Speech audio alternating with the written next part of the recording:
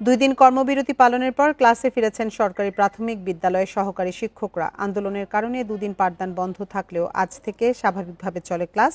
সকালে বরিশালের সব সরকারি প্রাথমিক বিদ্যালয়ের শিক্ষকেরা শ্রেণীকক্ষে ফেরায় স্কুলগুলোতে প্রাণচাঞ্চল্য ফিরেছে। তবে 2 দিনের কর্মবিরতির কারণে শিক্ষার্থী উপস্থিতি কম ছিল। শিক্ষকরা জানান 3 দফা দাবি বিবেচনায় নিয়ে সমাধানের আশ্বাস দেয়ায় ক্লাসে ফিরেছেন তারা। পাঠদানে ফিরেছেন দিনাজপুরের হিলির সব প্রাথমিক বিদ্যালয়ের শিক্ষকরা। 11তম গ্রেড প্রদানের আশ্বাসে খুশি তারা। এদিকে ক্লাস শুরু হওয়ায় খুশি শিক্ষার্থী ও অভিভাবকরাও।